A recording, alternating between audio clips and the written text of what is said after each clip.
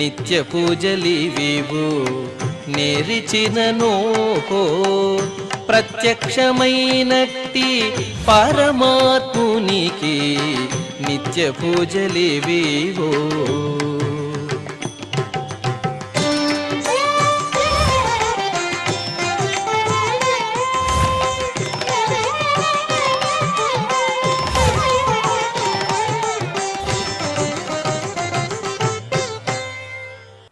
ఓం నమో వెంకటేశాయ. ఈరోజు శనివారము, శ్రీ విశ్వావసునామ సంవత్సరము, దక్షిణాయనము, హేమంత ఋతువు, మార్గశిర మాసము, కృష్ణపక్షము, నవమి తిథి, ఉత్తరాపల్గుని నక్షత్రము, డిసెంబర్ 13, 2025.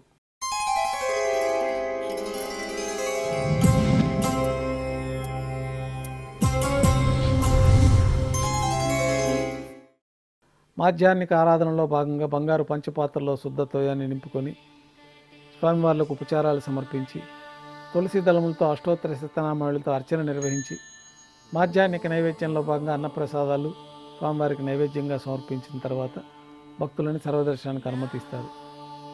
ఉభయ దేవేరులతో శ్రీ మలయప్ప స్వామివారు బంగారు తిరిచిపోయిన వేంచేస్తారు.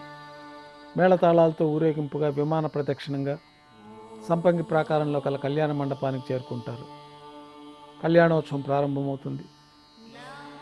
విశ్వక్షేణారాధన, పుణ్యాహవచనము, అంకురార్పణ, రక్షాబంధనము, అగ్నిప్రతిష్ఠ, స్వామివార్లకి అమ్మవార్లకి కళ్యాణోత్సవం సందర్భంగా నూతన పట్టు వస్త్రాల సమర్పణ, మహాసంకల్ప పఠనం, మాంగళ్యాల అభిషేకం, మాంగళ్యాల ఆరాధన పూర్తయిన తర్వాత స్వామివారి తరఫున మాంగళ్యాలను అమ్మవార్లకు సమర్పణ గావించి ఈ సందర్భంగా స్వామివారికి అమ్మవార్లకి కర్పూర నీరాజనాన్ని సమర్పించి విశేషమైన హోమాలతో పూర్ణాహుతి పూర్తయిన తర్వాత మాలా పరివర్తనం అనే కార్యక్రమాన్ని నిర్వహించి ఉభయ దేవేరులను శ్రీవారి చెంతకు చేర్చి అక్షతారోపణం అనే వైదిక కార్యక్రమాన్ని నిర్వహించిన తర్వాత శ్రీవారికి నైవేద్యం సమర్పించి తిరిగి కర్పూర నీరాజనంతో భక్తులని దర్శనానికి అనుమతిస్తారు. భక్తుల దర్శనం అనంతరం ఉభయ దేవేలతో శ్రీ మలయప్ప స్వామివారు ధ్వజస్తంభం వద్ద గల అద్దాల మండపానికి చేరుకుంటారు. అక్కడ వేదపారాయణ నడుమ ఊంజల్ సేవ నిర్వహించుకొని ఉభయ దేవేలతో శ్రీ మలయప్ప స్వామివారు మేళతాళాలతో ఊరేగింపుగా ఆలయం వెలుపల కల వైభవోత్సవ మండపానికి చేరుకుంటారు. ఆర్జిత బ్రహ్మోత్సవంలో భాగంగా స్వర్ణ గరుడ వాహనం పైన శ్రీ మలయప్ప స్వామివారు వేంచేస్తారు. కర్పూర నీరాజన సమర్పణతోటి స్వర్ణ గరుడ వాహన సేవ పూర్తి అవుతుంది. హనుమంత వాహనం పైన శ్రీ మలయప్ప స్వామివారు వేంచేస్తారు. కర్పూర నీరాజన సమర్పణతోటి హనుమంత వాహన సేవ పూర్తి అవుతుంది. పెద్ద శేష వాహనం పైన శ్రీ మలయప్ప స్వామివారు వేంచేస్తారు. కర్పూర నీరాజన సమర్పణతోటి పెద్ద శేష వాహన సేవ పూర్తి అవుతుంది. బంగారు తిరిచిపోయిన శ్రీ మలయప్ప స్వామివారు వేంచేసిన తర్వాత ఉభయ దేవేరులతో శ్రీ మలయప్ప స్వామివారికి కర్పూర నీరాజన సమర్పణతోటి ఆర్జిత బ్రహ్మోత్సవం పూర్తి అవుతుంది. సాయంకాలం 1000 దీపాలతో అలంకరించబడి ఉన్న సహస్ర దీపాలంకరణ సేవ మండపానికి ఉభయ దేవేరులతో శ్రీ మలయప్ప స్వామివారు చేరుకుంటారు. వేదం, గానం, నాదం నడుమ సహస్ర దీపాలంకరణ సేవ నిర్వహించి నక్షత్ర నీరాజనము, కర్పూర నీరాజన సమర్పణతోటి దీపాలంకర సేవ పూర్తి అవుతుంది. ఉభయ దేవేలతో శ్రీ మలయప్ప స్వామివారు 4 తిరువీధుల ఉత్సవం జరుపుకొని ఆలయంలోకి వేంచేస్తారు. ఆలయంలో ఆస్థానం పూర్తయిన తర్వాత గర్భాలయంలో వేంచేస్తారు. వెంటనే రాత్రి తోమాల సేవ ప్రారంభమవుతుంది.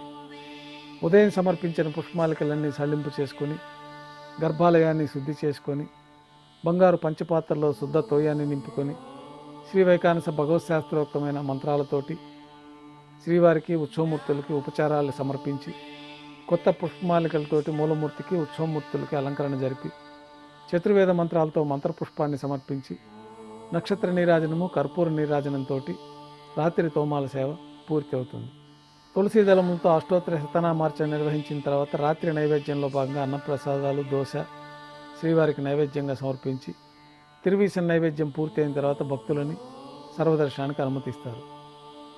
కొద్ది విరామం తర్వాత ఏకాంత సేవలో భాగంగా రాత్రి సమర్పించిన పుష్పమాలికలన్నీ సళ్లింపు చేసుకొని గర్భాలయాన్ని శుద్ధి చేసి బంగారు పంచపాత్రలో బ్రహ్మ తిరువారాధన కోసం ఈ శుద్ధ తీర్థాన్ని సమర్పించి ఏకాంత సేవలో భాగంగా కౌతుకభైరమైన శ్రీ భోగ శ్రీనివాసమూర్తి వారిని బంగారు పాన్పు పైన వేంచేపు చేసి ఈ సందర్భంగా స్వామివారికి దారోష్ణమైన గోక్షీరము, జీడిపప్పు, ద్రాక్ష, కలకండ కలిపిన మిశ్రమాన్ని నైవేద్యంగా సమర్పించి కర్పూర నీరాజనంతో ఏకాంత సేవ పూర్తి అవుతుంది.